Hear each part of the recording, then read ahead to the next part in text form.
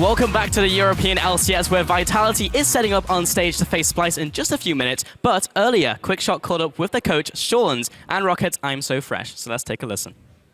Hey, what's up, guys? I'm joined on the couch here by Shawns from Vitality and I'm So Fresh from Rocket, ahead of the Vitality versus Splyce matchup. Now, before we talk about the game, I hear you two guys have a little bit of history playing on the French scene and French community. So, Shawns, give me a bit of background on how you know Fresh.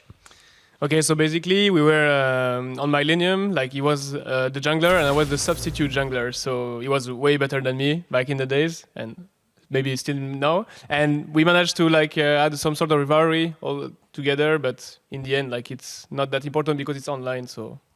Well, online, not so important. Offline, I'm So Fresh, your team was able to beat Shawns' last week. How did that match go in your mind and were you happy with the result? I think it was a pretty juicy victory and we enjoyed it.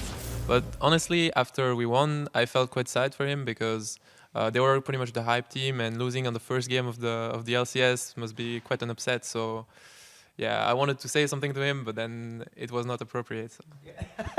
I like that. Now, Shawns, of course, changing from Gambit now to Vitality. Talk to me a little bit about the transition to the new team and how you guys are performing on stage. Okay, so Vitality is really awesome organization. Like I really like what they are bringing to us and the hype that they're bringing also. And we have like super good players. Like everyone has been choosing like his teammates. Like Nukeduck wanted to play with Cabo wanted to play with bot lane. So everything like went really well. And they are just enjoying each other, playing the game, scrims, practice, respecting the schedule, and just coming to the stage. And then they don't even feel like they're a super team. Like they know they are good, but they need to prove it as a team play. I think that's a fair statement. Now, we don't like to ask the coach that's about to play what the strategy is. So that's why I've got Fresh here. Looking at this game against Splyce, what would you think would be a key thing to look for if you're a spectator or a viewer at home? I think it's going to be a lot about picks and bans. Because we practiced a lot of different stuff, but we're not so aware of what they can do, so they might surprise us on this. And about being cheese, maybe some sneaky strategy or something. But overall, we are quite confident coming up to this match. All right, very, very interesting. So keeping an eye on picks and bans. Good luck for the game, Shawns, and we'll see how it turns out. Oh, very cool to hear from those guys before they hit the rift. But let's take a look at the lineups that will do battle on our stage. So for Splyce, who are looking for their first win in the top lane, it is Wonderwear with Trashy in the jungle, Sencooks in the mid lane, Kobe and AD carry, Nisbet in support, and then their coach, Yamato Cannon. Yeah, the sweet, sultry bass sounds from Yamato on one side, but then moving to the other side, on the red side, it's obviously Vitality. Top laner there will be Cabochard in the jungle. Former Elements jungler Shook comes back, Nukeduck Fred in the mid lane, Hjarn and Kasing, obviously one of the better bot lanes here in Europe, and then coach, we just saw him, Shawns. Yeah, so to start off the first week, Splyce did not have the best of showings. They did not look like the same Splyce that we saw in Challenger.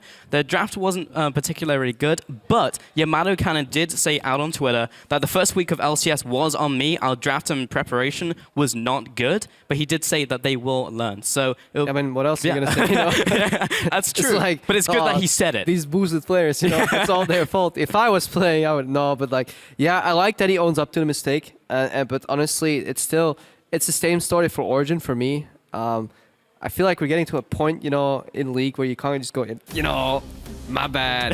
Didn't really analyze it too much. Hopefully, you know, we have a lot of information from week 1 right now, and I want to see a different Splyce, and I want to see Vitality from day 2.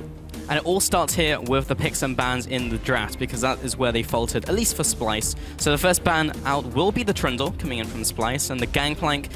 Well, we kind of expect to see Gangplank now bans on the red side. With a Trundle ban, what we see a lot in Asia, so both in LPL and LCK, is just an insta-lock first pick Alistar afterwards, because Trundle actually does well against him in lane in theory. You can still play his losing matchup decently, but then Alistar just goes up in value, and obviously over there Poppy isn't valued as high, so in Europe maybe Poppy support could be the counter pick, but that could be something that Splyce is looking at. You know, if your pick and bans are failing, look to the superior regions overall and see if you can copy.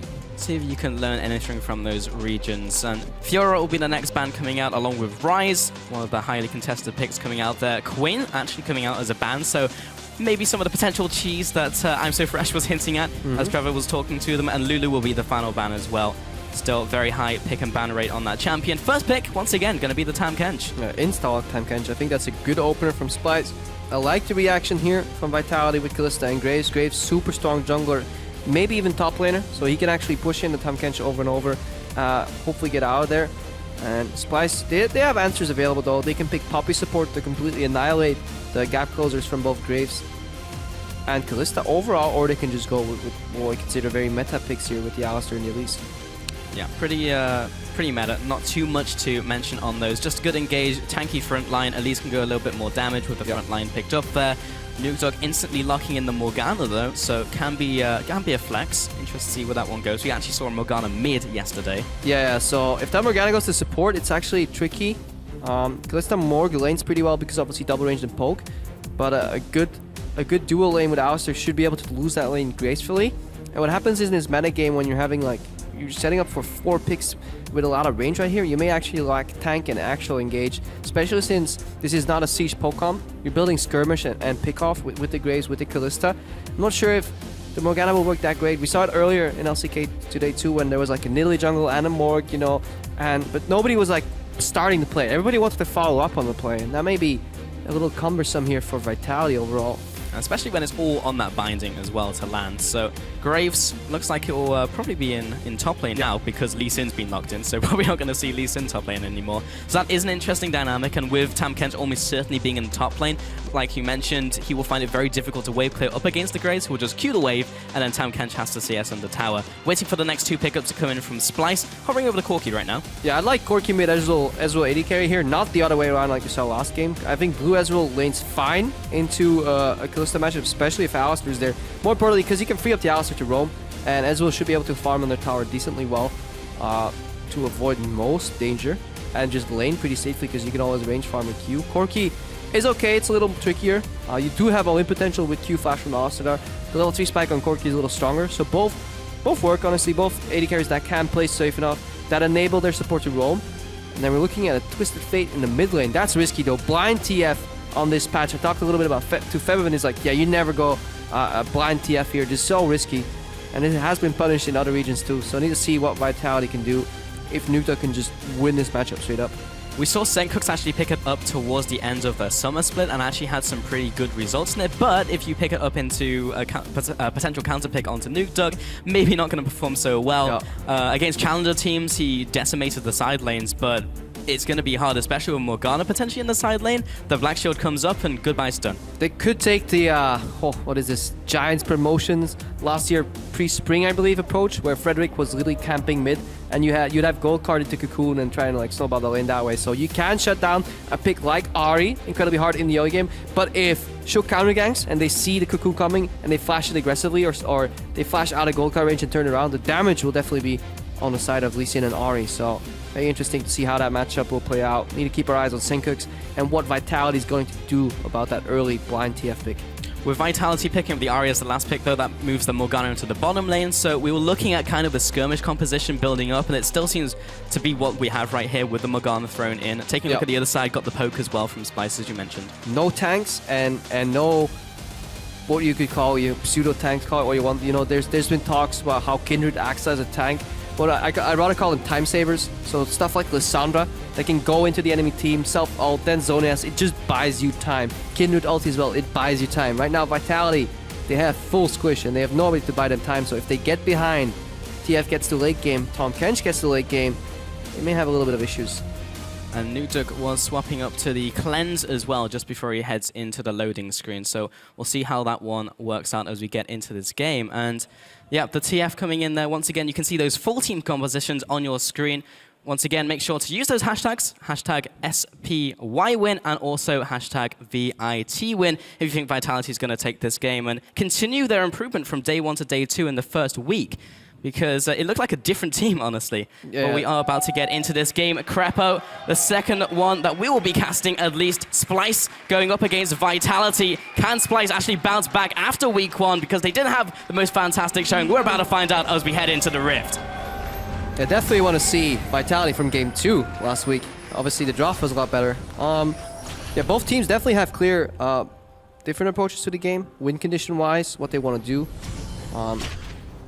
They both kind of like skirmishing though. If you look at the bottom part of the lineup, except for Tom Kench, I don't think Splyce doesn't mind a big skirmish, so we could see a lot of the skill-dependent exchanges here. And from watching Shuxley Sin, that could actually play very heavily into Vitality's favor.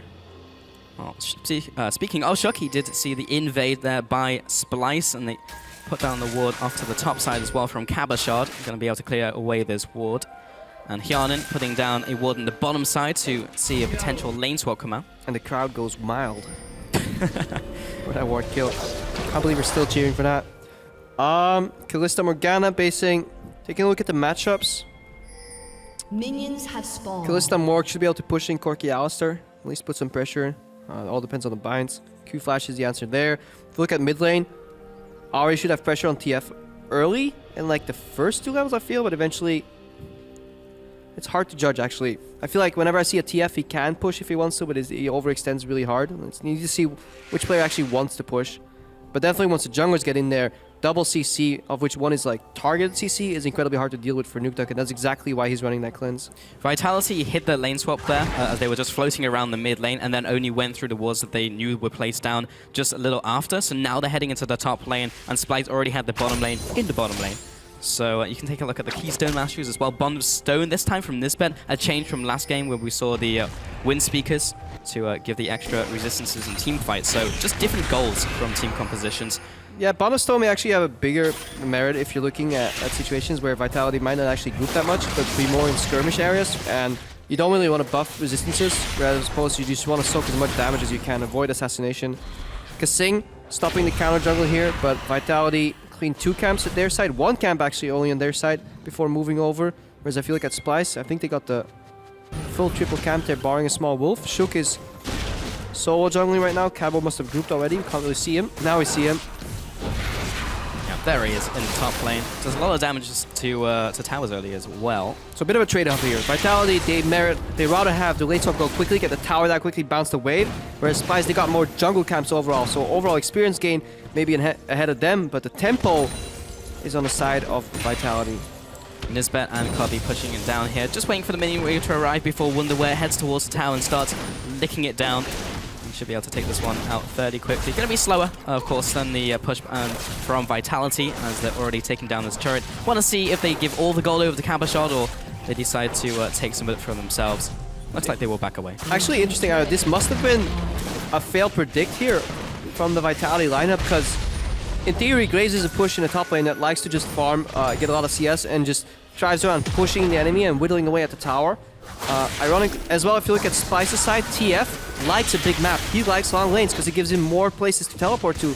So I believe that all that information in combination with the fact that Splyce also had the losing bot lane, that this was a fail predict from Vitality, but they just made it work. It still went pretty okay at the end of this lane swap, but Trashy did manage to take away that buff as well, just in the bottom side, having the numbers there, and now Hyanin will head into the bottom lane. Kasing going to be a little slow there, but may look to put down his pink ward, maybe in the middle lane, maybe a defensive one, or just put it in the river as well. Actually, level 1. Just want to see where this pink ward goes down.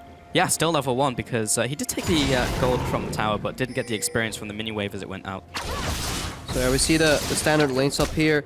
The mini freeze, and now technically Cabashard should push out this wave in the top lane because he knows there's likely a bot lane coming his way and he'll get denied or even dove in the top lane. So he could actually just cash in with a lot of experience here. And if he pushes this lane and Splyce decides to freeze, it's fine for him because freezing in this meta just gets punished super hard. So he takes a little bit of CS, pushes the wave back.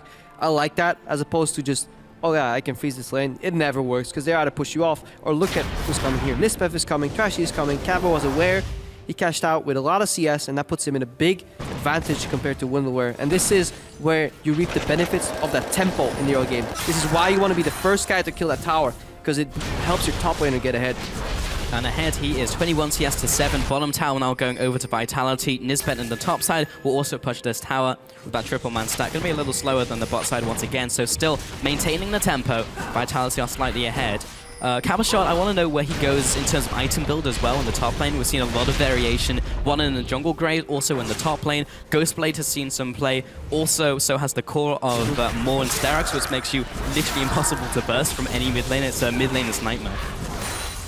I definitely haven't seen too many Graves tops, I like that they're bringing it out. I wonder where he's going to go now. So this is all nice and well, but these towers will even out, and it will leave the map open. So we need to see once Senkux hits level 6 what he can do, or if Nuketo's actually going to put pressure and roam himself to make some plays. Vitality do seem to have a better grasp of the lane swap overall, but because of the little extra jungle taken early by Splyce, the goal remains exactly even. It's just divided a little differently. And Hyanan and Shook head back into the top lane. Shook going towards a warrior enchant, so still this skirmish team we were talking about in Champion Select, just gearing up for that and trying to take some of those mid-game fights. And Senkux is now level 6, along with Nukeduk, so will he make those proactive plays? Or will he find the opportunity to? Because in the top lane, it's going to be 3 versus 1, so can't really jump up there. Yeah, we've seen that Wonderware does not play well from behind. But he needs to yield that wave right now, and he will get a big push coming up to tier 2 in the top lane, and he will need help farming up. If he gets denied that big wave that's massing up right now in the top wave, that will probably be a crucial point for the game. So we'll need to see Nisbeth hopefully base. Maybe it takes long enough for Koiki to base and pick up a package. I don't know exactly when it spawns, but he will need some assistance.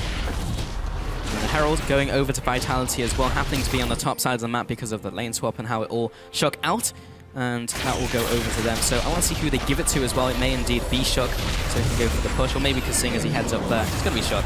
Also gives him the extra damage and movement speed. Movement speed for Lee Sin, so he gets in position. If you have equal movement speed to him normally, he can never get into Q range, because by the time he casts Q, you keep moving, he's out, but with the extra movement speed, you can actually get into positions. Look at Cabo too. He knows he can't farm safely in the bot lane, so he's just going to base and try and group in the top lane. He sees enough people defending in the top lane, and he alters his path. So Cabo, only what he wants is to farm in the bot lane safely. If he can't do that, he's fine joining in the top lane and teleporting back. The second he sees help from Splyce in the top lane, he returns to the bot.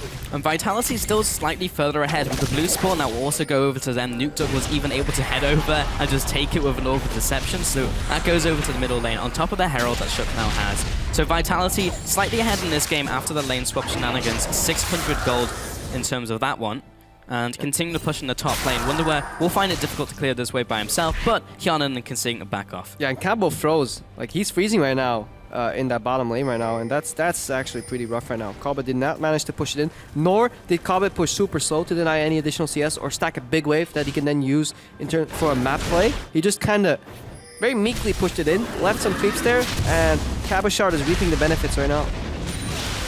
Leave that there for quite a while. That was actually a big stack of minions, so it's still winning out in the minion war. Lee Sin, just in his jungle, farming away, took the red buff. So 8 minutes into this game, and it's all just been the players moving around the map. Still, Senkux has not used his ultimate yet, so that one is still up. Gone for the Catalyst, in fact. Wow, and he's actually handing it off. He's handing over the freeze to Hjarnan, who's now going to slowly push it out. Something I thought I'd never see Cabochard do. It's like, this farm right here? Nah, you take it. Yeah. Surprising, but he's still ahead of his counterpart, Wonderware, and has now gone for the Serrated Duck. Also with the Swiftness boots. Nukeduk in the mid lane though. Potential. That's Glenn's. Gank He's fine. out. Yeah, and the ultimate. So, yeah, that's Glenn's on wave clear. So now we're looking for a potential 5-man dive in the top lane with the gate from Twisted Fate. So we need to see if Cabo gets help. He has that like one-shot wave clear with his ulti too that he can expend, but he's under pressure right now. Can Vitality counter? Do they know this is coming? Well, they do now. Cabochard's going to take the Volatile Spiderling as he waltzes back to his inner turret. It was inhibitor turret rather. Kasing and Shook are already there, so that minion wave is going to evaporate. And now Splyce will look for another play to happen. So it didn't work out this time. And most likely won't be able to get the mid lane gank off either. And plus Nukeduk went for the Abyssal Scepter first as well, so he's got so much in his kit to get away, and even if they get on top of him, the AP damage is going to be reduced. Hjarnan in the bottom lane now pushing. Also want to touch on the fact that Shook is 2 levels ahead of Trashy. Yeah, and the biggest problem I have personally with this play is that Hjarnan should never be allowed to do this. AD carry should never be allowed to start pushing at his tier 2 tower all the way up to the other tier 2 tower. That's very hard to say sometimes. Without any wards, blind. All because Splyce went for the super obvious, okay, let's try to dive top play. That got countered. Meanwhile, Shook can invade this jungle pretty much blind because he has support from his teammates. Splyce are playing from behind when they have a global ultimate in the mid lane with an Ignite TF. This is the time where they should have those proactive plays because the package just got picked up as well by Copy. Or just predict the fact that, hey, look at Kalista, he's alone in the bot lane. Let's just not try to dive the Graves. Maybe that's a recipe for disaster. Let's just focus on getting Tahm Kench with his ultimate, get behind Kalista. Twisted Fate comes in, he's dead. Suddenly you have the map under control. You can start making these plays. But they're sitting back, going for a very, very obvious play. Vitality, they yield, and then they take something else. Shook has invaded blue buff, red buff, and Trashy is having significant issues farming. The ripple effect is actually very impressive in this game. All off that first turret, Vitality were always slightly further ahead, slightly faster to go for that play. And also theirs worked out as well. Nuke Dog getting another blue as well, so he's had basically 100% uptime on his blue buff. Yeah, and it gives him mid lane control, it gives him his CS advantage. He has now built Abyssal, so even if he gets comboed by Gold Card into Cocoon, he likely survives long enough that 3 ulti stacks get him out. Kasing baiting Cocoon, has Black Shield.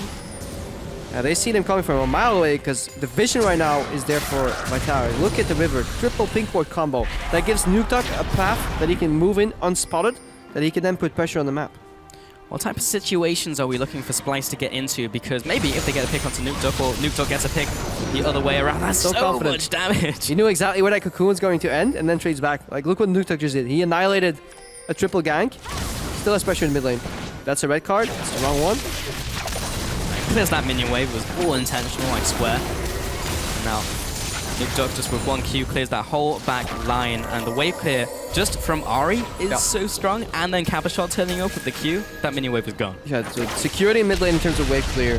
That leaves Kasing able to babysit Yarnan, because this time they may actually send TF there to kill him, maybe with Abyssal Voyage from Tahm Kench. Tahm Kench is visible in the top lane, so very few pick opportunities though. Even though an open map should play in the favor for Twisted Fate, it's just not happening for Splyce. They're not getting the setup they need.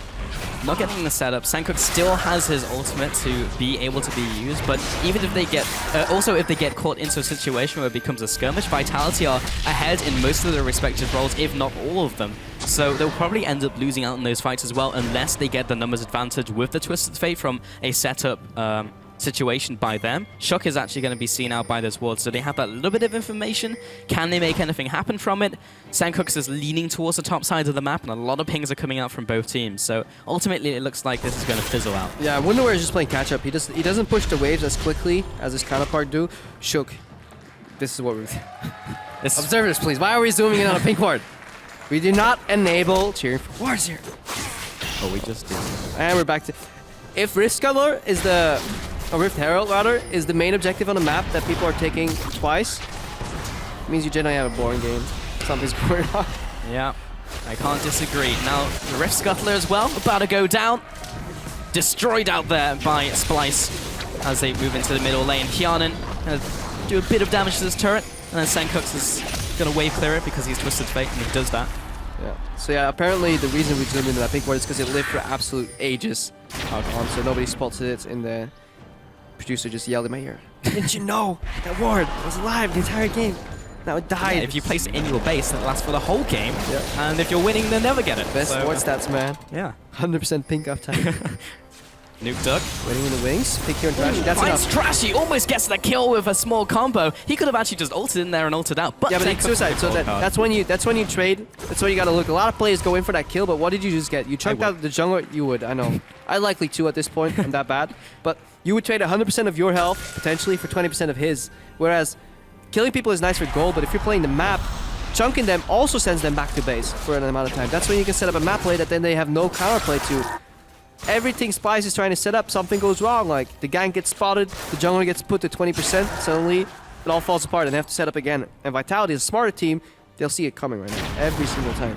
These small advantages being built up gives them small edges which could ripple and cascade out of control into big advantages. So far, all those small things have added up to around a 2,000 gold lead. This time, Sankooks will get his blue buff, which would be nice for him. There we go. Yeah, and obviously the gold gains are slow because both teams are being careful. Like, one mistake wipes it out, but if you keep consistently small differences add up to a large amount over time. Ooh, deep insight, but that's actually the way you want to play. Vitality is running a full skirmish competition though, so they kind of need to speed it up at one point. They still have plenty of time. These competitions kind of fall off at like 25, 30 minutes. That's when just tanks start taking over, start really carrying. Like Tahm Kench will become like nigh unkillable. but plenty of time to play the map there. But it's just hard. Neither team is finding an opening on any of these tier 2s. Can't rotate. Both teams have enough combined wave clear if they don't have it alone. Ari's almost getting to the point where she can wave clear alone if she goes Ludens. But anybody groups with TF, the wave is gone. Anybody groups with Ari, the wave is gone. There's no split pushers really. Tom Kench pushes, Grace pushes. Nobody wants to stay around. They're either afraid of a pick or either afraid of a Twisted Fate. So that's why we're seeing it's kind of a lull in this mid game here. And Kobe will be picking up this one. Very often seeing the AD carries pick up these Rip Heralds for the extra damage, extra movement speed, but also if they decide to split up, having wave clear in multiple lanes as well is nice. Yep. Kjarnan and Kasing heading into the enemy jungle right now, trying to get some aggressive vision down, some more information for them to pick up these small advantages in small plays. Yeah, and what Kasing is doing right here, this is what you have to track. If you see a lot of these quote-unquote like slower, call it boring, call it what you want matches that we've seen even in LCK, hang on, Trashy. Nuktuk's waiting in the wings too. It is all broken by vision, and more importantly, deep vision in the enemy jungle, because that allows you to pivot around that point, basically rotate, make some picks. That's what you want. So unless Vitality can really cement some proper deep vision here, say a couple of deep wards and additional pink, it'll be easy enough for Splyce to hold them off for a while. So that's kind of the breaking point of this very stale mid game. It's deep vision and then allows for picks. Second dragon of the game should be going over to Shook here as well. It's not answering a lot of the questions as well that we have with some of these teams. Vitality from day 1 to day 2 in week 1. Gonna hold that thought for a second because Senkox comes in, lands the gold card, but also gets charmed up. So Nuktuk is able to get away and has blend and has flash. Yeah, he doesn't care. So yeah, that's what's gonna start happening. It's the same way when unicorns were behind. They just start panicking and they make the play kind of late. I mean, if you have a Twisted Fate, you have a Tom Kench with his ultimate Abyssal Voyage available, and you have a package, you should be able to make a better play than this. You should be able to force some lane somewhere. Somebody has to be out of position. Whether it's your mistake for not setting up the vision appropriately beforehand to allow yourself to capitalize on that mistake, that may be the case, but going for that play, that is definitely subpar from Splyce. And as Splyce group of mid lane, Vitality do the same, instantly clear out the minion wave, and we've had 2 towers go over to Vitality versus those 2 towers from Splyce. Maybe this will start changing now as the mid lane push comes in. Vitality grouping right now, big wave in the top lane. They want to use that wave to their advantage. So they're giving over farm and experience to Splyce in a big, juicy package, but they want to siege mid here, 4v5.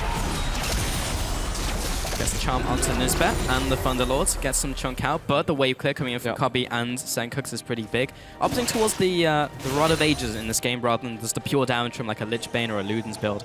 Yeah, and that actually, like, failed sieges like that cost you a lot.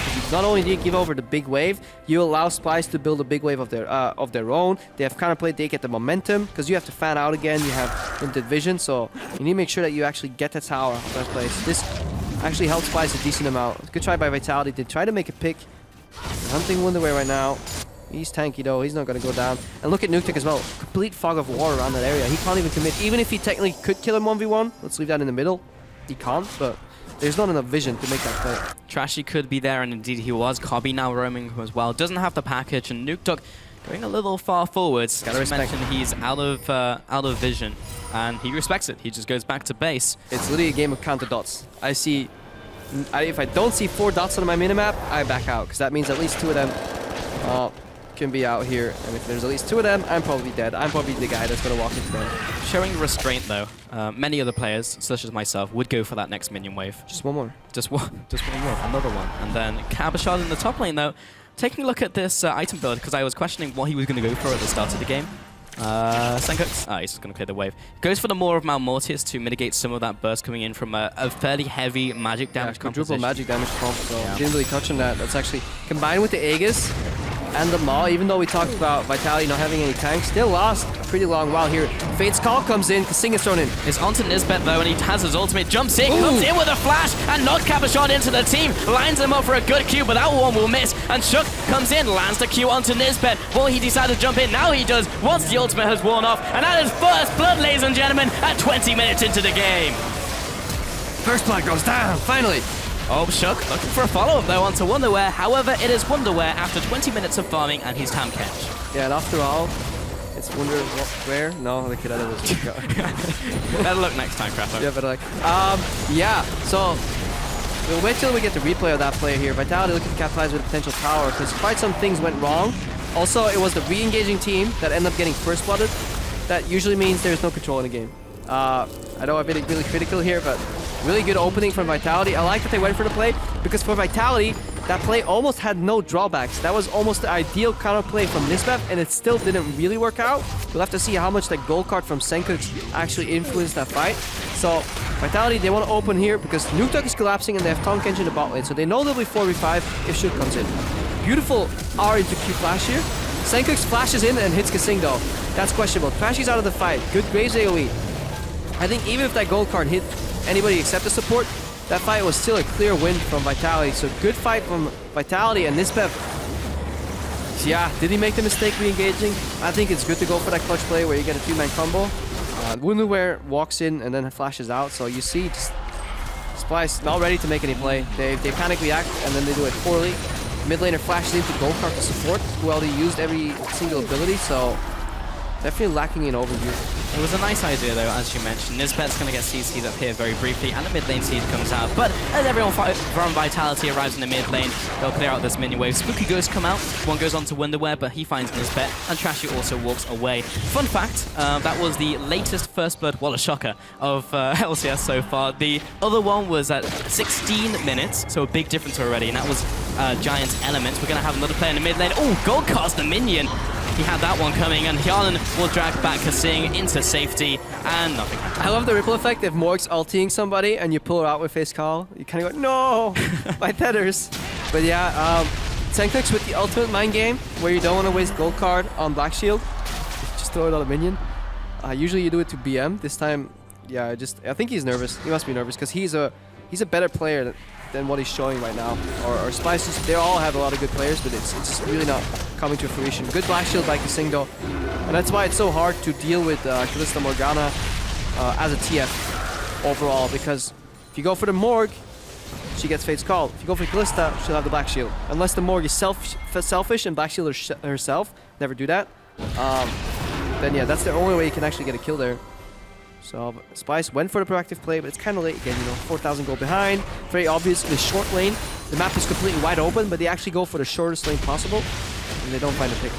Nuketook now in the bottom lane, split pushing. He's a pretty strong duelist if you take a look at the lineup of Splyce. Wonderwear, he probably can't burst them and the team can then react, but Corki is way far behind him. He'll get instantly nuked down. Mid lane, Senkos has now picked up the Abyssal, is a fair ways behind in terms of gold. This will be the third dragon going over to Vitality, and this may be one of those games that we may even see a fifth dragon come out, because that ball starts to get rolling very early into the game. 23 minutes and all the three dragons over to Vitality. Yep. So a lot more move speed here right now from the dragon. Kaba's waiting in the base. Potential teleport home guards gank that he can do. Obviously you get home guards for free right now. Has the swiftness, so a lot of mobility on Vitality's side. Kaba is sporting the package though, so he's looking for a play. Splyce is looking to group in the top lane. Nobody left in the mid lane, so they're actually looking for a pick or a dive in the top lane here, trying to force something with that package. We see Kasing here, and you see a lot of numbers, but the one you should watch here is 12.0 average pink wards per game. So Kasing really making use of those really strong pink wards. So if you want to be like Vitality, you want to be like Kasing, buy more pink wards and place them. And he's bought 6 pink wards this game compared to Nisbet's only 2. So even in this matchup, he is placing way more wards than his opposition. Obviously, and we'll get into that later, Shook goes in. Vitality looking for a gauge. Black Shield on Shook. Nothing happens, so I can tell my story. There's an upper limit on that. If you're buying too many pink wards, you probably want to learn how to place them better. You have to look in depth if Kasing is just having very poor pink ward placement, but I doubt it. But yeah, the strength of moving your pink wards around is seriously underrated. Especially as the game develops. If you're getting an advantage, you want it to be deeper. If you're falling behind, you want it to be closer into your jungle. Sounds kind of obvious, but... Hey man, everything sounds obvious once it's explained. It's just hard to piece it all together in the game. Right. A lot of these concepts are super easy once explained, and when you have all the vision. To do it in the game under pressure, a lot harder. Cool little thing that from Nuketook, he could have opted to send his Q to the wave to instantly wave clear, but they're so comfortable that they're actually using their wave clear abilities to start poking out the enemy too. So they're not worried about sieging at all. So Vitality, yeah, in prime pole position right here to take this game. Take a look at the ways that Vitality can get into a fight as well. It's like a charm landing or Shook landing a Q, but there's not a lot of good targets for him to land a Q and then follow up because he instantly gets CC'd out. Kasing again just looking for a binding or again the charm from Nuke Duck. So it's difficult for Vitality to get into a fight, and you've seen the reactive plays they've had, which are working out very well for them if Splyce go for their fight. And once again, Nisbet's going to jump in. He knocks away Nuke Duck, but misses up the combo. Shook is going to get CC'd under the tower, and he goes down. But now the chase comes out from Nuke Duck, and it's so many low targets. There's another charge. Picks up one, picks up two. Looking for a third kill here as he jumps forwards onto Trashy. Very low, and doesn't get the last Q to finish him up. But Tam Kench was left in no man's land, and he'll go down for the third kill. 4 kills now over to Vitality, and 3 picked up in that last fight. Yeah, Vitality looking to capitalize with Baron here. Forced fight here. Nisbet went in, completely messed up his combo.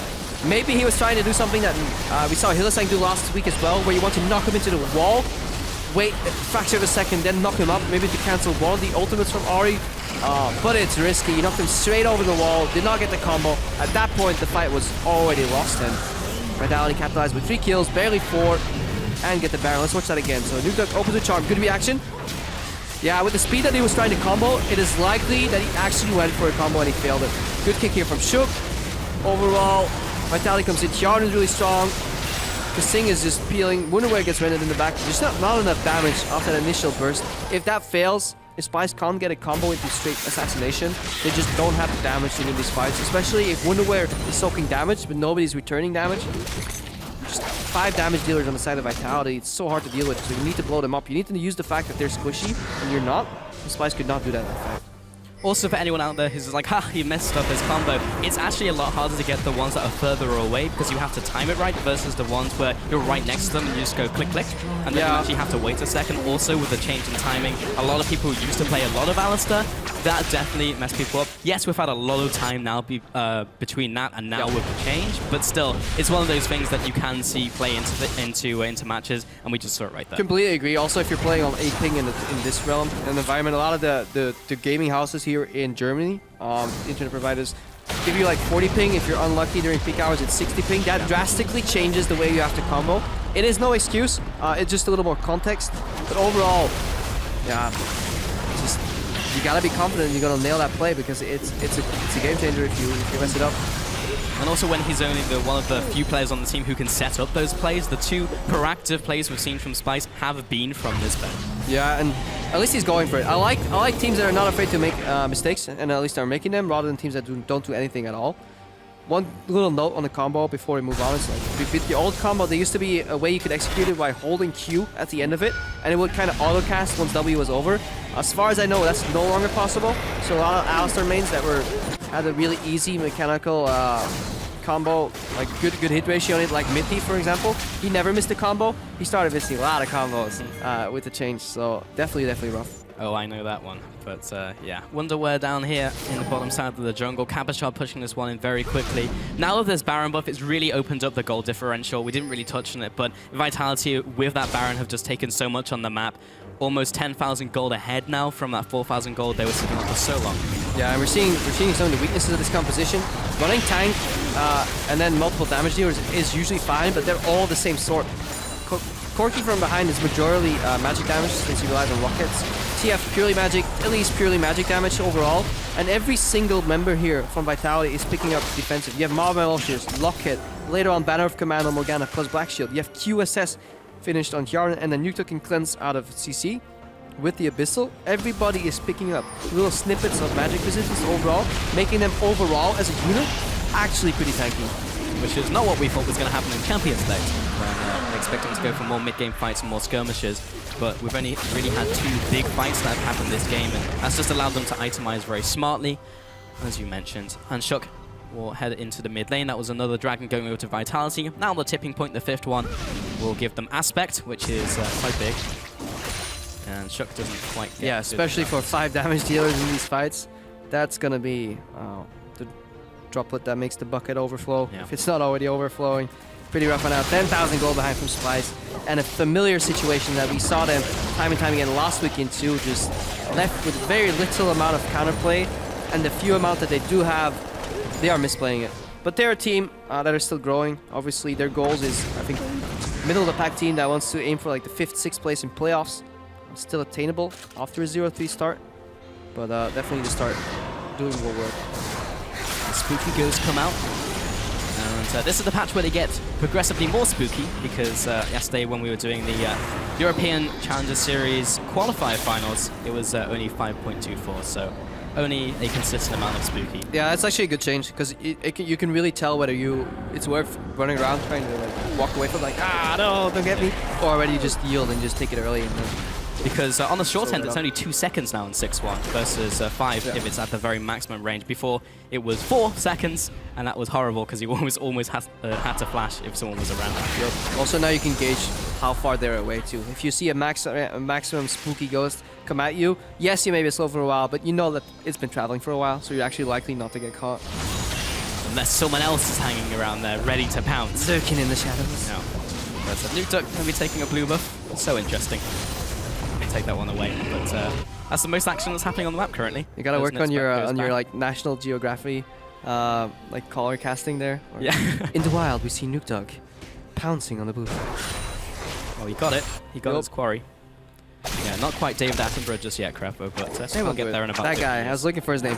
Overall, yeah, Vitality setting up some side waves. They still want to avoid getting caught. You have to remember Senkox has a global ability to reposition himself. They're setting up the waves. Top lane is pushing, just gonna double check. That wave will actually bounce back, I believe, depending on the melees. There's one missing. So top lane won't be that big of an issue. But we can set up mid and bot, forcing the Valk here. That means they can walk up mid. Tom Kench is 1v2 in the bottom lane, so that might prompt a re-engage here in the mid lane.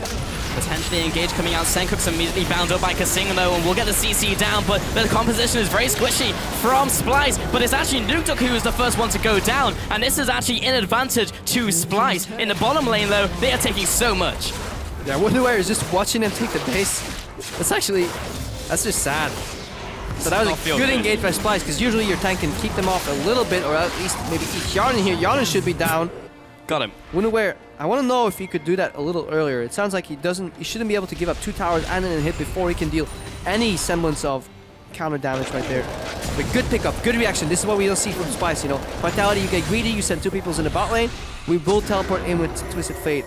The Black Shield was selfishly used by Kasingo himself. He could have used it on Shook, which could have been a disengaged kick. That ended up costing Nuke Duck his life. So it's funny how that snowballs, but really good move there from Splyce. But ultimately that was 2 kills for an inhibitor turret and an inhib. Oh, still worth it, but Yeah. it was the best play they could Yes. make in the losing situation.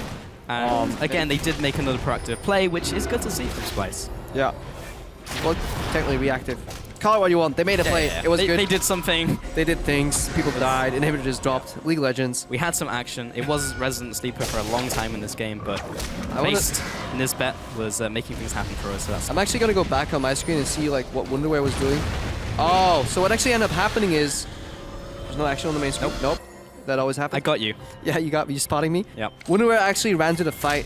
So he didn't actually stop because he assumed everyone was going to run to the fight. So Kabashard and Kjarn just walked into the base, took the tower and the inhib, which was actually already on very low HP, I think. But that can't be because the tower was alive. That's weird. That's a spectator bug. Yeah. So yeah, they just took the inhib for free, and then Wonderware came down and killed Kjarn. So that was actually a pretty big mistake from Wonderware. At that point, your job is to protect the base, not join the fight. He eventually got the kill. Kabashard clearing all this minion wave, pushing minions. And so will Senkox. He will also push minions. Wonderware in the bottom lane, going to be farming away. Still very tanky though. Yeah, he's very tanky, but Vitality are choosing the option to not fight him instead. Vitality can repeat the same process they did earlier. So they did a 4-1 or a 3-2 push there mid to bot lane, because bot lane is already pushing right now. They can repeat that same process and in the process get vision control around Baron. So this is probably the winning play for them, where they get deep vision in the enemy blue jungle. They deny any vision from Splyce. They use the Fog of War to either create a pick or get to Baron, and then they go 4-1 split push to seal the deal.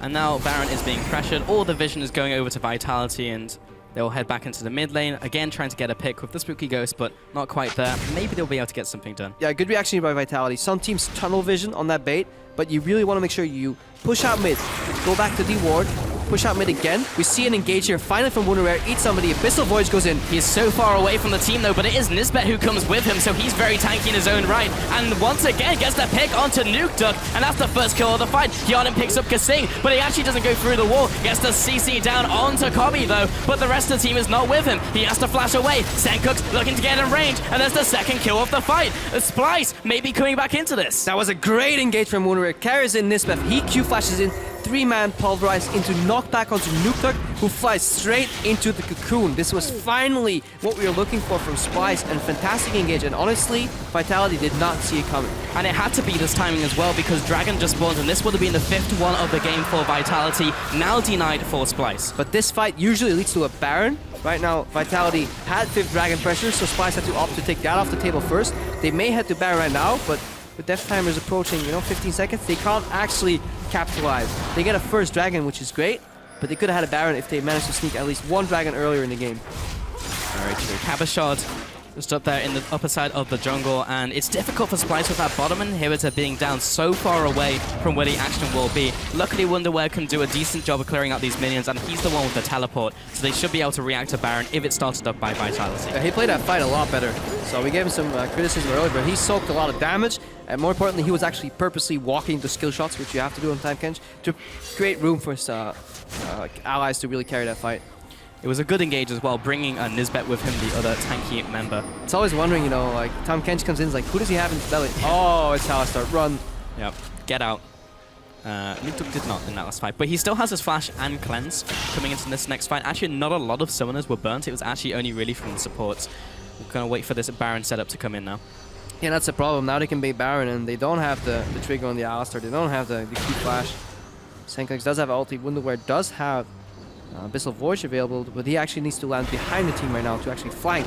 But in that instance, if then Vitality charges forward, you're also screwed. So really, really tricky. Team's inhibitors respawning soon. That was not the package? Was that the package? That was the package, That yes. was the package. A waste of a package. It was unfortunate because he got hit by the Spooky Ghost, and with Vitality closing in, with a lot of flashes available and the kind of threat range being very wide from Vitality, he had to use it defensively. Vitality looking for a setup here in the Baron pit, but with Elise Spiderling coming out, they're just going to read that one. Yeah, Wunderwehr split pushing in the bot lane. So that's a good bait though. Trading one bait opportunity without losing anything on the other side of the map for TF ulti. They can just push out mid right here, zone with the Spooky Ghost, zone with the Binding. That's going to be some poke that forces the ultimate on Nisbet. Has to use the ultimate with the CC chain coming in. And then they go back, they bait again, and this time there's no TF ulti available. Splyce did not move in far enough to place a lot of wards. Vitality can use the Fog Board to their advantage. And they just surprise Splyce maybe, but even insta-starting it. That's risky though. Now the Abyssal Voyage play can't really work with Nisbet, but they're already in range. Maybe they can get a pick onto Wunderwehr, but he is very tanky. Will be going to Grey Hell. Now Trashy and Kobe come into the fight, but is it too late? Because the top laner is down. Repel comes up. Nisbet only now combos, but he has no ultimate from the last play. Senkox has to try and get away, along with Kobe, but only the carries are alive. He has to burn his flash, but they're on the wrong side of the map. 3 for 1 over to Vitality. That's bold. Engaging on the Tom Kench instead of the 4-man flanking party. Bold move here from Vitality, but it pays off. They kill Tom Kench off clearing through their entire grave health. Kobe gets caught. That is not good. He's going to be CC'd for what feels like centuries, and that means that Senkox will also go down. Finally, Vitality can go back to the Baron, take this one out, and take a lot in the base of Splyce. Yeah, a lot of control that will come off this Baron. More importantly, they just won another fight, another ace. Gold cap going up right here. 11,000 gold right now. Getting some really, really big item points. Nisbeth's flash is up again, so we're looking for that. That has to be the game-winning play here. Nisbeth needs another Q flash into knockback to one-shot one of the members. Yeah, either Hyanin or Nuke Duck would be one of the value pickups. Cabashot, though, sitting in the top lane still, doing a lot of damage. Has gone for that Core of the Maw and the Sterex. Also gone with the Ghost Blade, and now picking up the Bloodthirster for additional shield. So it's very difficult to burst him down. Yeah, and just keep your eyes... Well, actually, keep your eyes on this play, and then keep your eyes on the vision later. So they engage on Wunderwehr, take him out. He still gets his Grey Health off, but they peel upwards, finish up Wunderwehr, and then they go on the remaining team members. At that point, once your tank's down, if you can't return any damage while your tank is soaking it, you're probably in a rough position. But you see just the power of tank Tom Kench there, though. The amount of damage he could soak 1v5 was just... yeah, insane though, honestly. Kobe here gets hit by the bind, really good bind. If that bind misses, this Baron fails, by the way. So this was absolutely crucial. So much damage coming out. Again, these are 4 members without a real tank. Baron will deal a whole heap of damage. Back to the vision point. Kasing has placed 16 pink wards this game. 16. That's Wow. 12. That is 1,200 gold, if I do my math correctly, that he spent on pink wards alone. That is a true support, I'm not alive. And yeah, Kobe still had flash up as well when he died there in that fight, so he probably should have flashed the bind. Really careful. Yes. Likely. But yeah. Still. The bottom lane siege now coming in with those Baron dump minions. This will be the last chance saloon for Splyce to get a good engage off. As you mentioned earlier, Krakow. That's in Poland, I'm here. We're going to have to get a really good engage from Nisbet. He has his flash, however. Kobe gets chunked before this fight happens. The inhibitor's still alive, but is going to go down extremely quickly. Senkux is trying to get the CC down onto one of the carries. He gets it off, but has to go into Zhonya's. Now he is not in a good position. He will be falling. In fact, he goes into Wonderwear. He spits him to safety, but maybe Wonderwear going down as he goes through his grey health all the way into the death chamber. 1-0 over to Vitality, and now they close in for the win. Yeah, grey health into grey screen there for Wonderwear. Nobody there to eat him. Senkux ulti comes out. Pulverized combo from Nisbet. But there's no one to follow up in this fight. Senkux and Kobe are too far back. Senkux pops his ultimate, but where is he going to go? Back onto the spawn pad. There's very little that Splyce can do in this situation, and Vitality are literally just toying with their food as they take down the Nexus itself. Now they go for the final fight, padding their stats in the Fantasy LCS. There goes the Nexus. Vitality take home the win. Slow and steady mid-game there with just chipping away from Vitality at the gold from Splyce, really taking away small camps, a little bit of vision advantage, pushing here and there, chipping away the towers. Eventually a forced fight there using the 4v5 because how slowly Wonderwear was split pushing in the bot lane. Honestly, Splyce overextended a little bit. They re-engaged, they failed, they did nothing for a while, but then they had a couple of nice counterplays at least. I was actually surprised that it worked out the way they did with Wonderwear carrying in Nisbet. That was actually a play I didn't really see coming to fruition, so that was good. That Splyce managed to surprise their opponents. But yet again, it was too late, and really collected finish there from Vitality. It was slow, it was methodical, but a win is a win, and they played it well. They knew that they didn't need to force the issue, they just needed to wait for Splyce to come to them, and then ultimately it meant that they could carry on taking these good fights and took home the victory. 41 minutes though in that game. Also had the opportunity to go for 5th Dragon, which is something you don't see all that often, at least in Europe. We've had some pretty fast games so far. Yeah, if you look at LCK, that's actually happening a lot Yes. there, and that's actually, their mid games are very similar because there's more wave clear in the mid lane, so they have very, very slow mid games, where especially after lane swaps, tower falls, towers fall again, and then nothing happens because teams are struggling to set up enough vision because due to the nerf on vision and how easy it is to get at least some information with blue trinkets and with some certain abilities in the game right now, like the Destiny from TF, that it's really hard to set up picks for the other team. Vitality, patiently, they can work on their vision game, but they actually did a lot right, especially the amount of pink wards, and that's mainly due to the fact that he was likely sitting on a Baron pillow, I believe, or he just got that. It's quite soft as well, because he was very particular about having a soft pillow. Yeah, maybe that is gonna lead Kasing to victory. Talking to camera, he does not understand that cameras actually don't have built-in microphones. Yeah. We have to explain that to Kasing sometimes. He's still talking. I'll have a chat with him. I'm like, Ray, you know what? Can't actually hear you, mate. No, maybe we should just learn lip reading and then we can have a conversation then, because he can hear us. But yeah, The wonderful part where you can say, yeah, that's true. you're But bad, Ray. What are you gonna say back? Oh, no, okay. no response? Okay, I guess we win. But it didn't answer a lot of questions for me for Vitality, because they had a big step up from game day 1 and day 2 in the first week, and it looked like Chuck and everyone just kind of stepped up in terms of the draft, in terms of the map play. In this game, they just kind of let the opponent come to them, and we didn't really see any of that answered. We need to see them play other teams in more proactive games as well. Yes and no, but it was. They were fine doing it though to some extent, and they had made some little changes in their gameplay that did show that they had a good understanding of what was going on, like Nukta going for the poke instead of the wave clear. But I'm sure there are more qualified people to talk about that. Yes, and we will be sending it over to Quickshot, who is joined by Shook to talk about that win. Thank you very much, guys. I am joined by Shook after a pretty convincing win against Splyce. Slow and steady wins the race. It felt like you guys were playing very safe. Do you think that's a fair statement? Yeah, we are playing pretty safe. Like, I like to go be aggressive, but right now I think it's best to just play safe, be calculated, make as least mistakes as possible, and just get choke the enemy out and just get the win. Yeah, it felt that in terms of the gameplay, making sure all the resources went your way. Talk to me about some of the in-game decisions. Who is the loudest voice and who is leading alongside Kasing when it comes to some of those strategic calls? I think everyone gives their input, and like Kasing usually makes the final call, like where we go, do we do Dragon, do we do Herald or whatever, and like setup Vision, where do we do it? Like that's usually Kasing, and we just give our input. That's good to hear. Now, it is good to see you back on the stage, having played in the LCS previously. How different is it playing with Vitality and playing now with your new teammates? I usually just get along with every teammate I get. Like I just make a connection with them, just joke around with them, and I feel really welcomed in this team as well. And we're just friends as well, and it's going great. And we just improve every week. I'm happy to hear that. I spoke to Sean's actually before the game. He was talking about his coaching style. I'm happy to hear that everybody's friends on the team. You had a shaky start in game 1, and we're very early in the split. But what are the ambitions and goals for Vitality going forward? Every super team is made to be #1, so we're aiming for the top again. Well, no mincing words. Thank you very much for the interview. You can grab your gear and head off stage. Congratulations again. With that victory, Vitality get themselves another one on the board. We're going to go to an ad break, and when we return, H2K take on Fnatic. I want you guys today to communicate, take responsibility for each other. The same old as I always repeat. Yeah, responsibility in this game. Guys are 5 pillars holding up a building. Jumps in, comes in with a flash, and not cap a shot into the team. Lines them up for a good Q, but that one will miss. I'm coming. I'm coming to you. Can you go to me? Sure. Yeah, I'm ulti. Just fight. TF, please. I'm on the way, by the way. Kill Elise.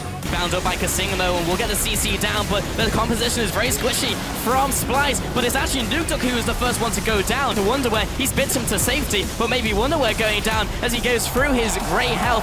There goes the Nexus. Vitality take home the win.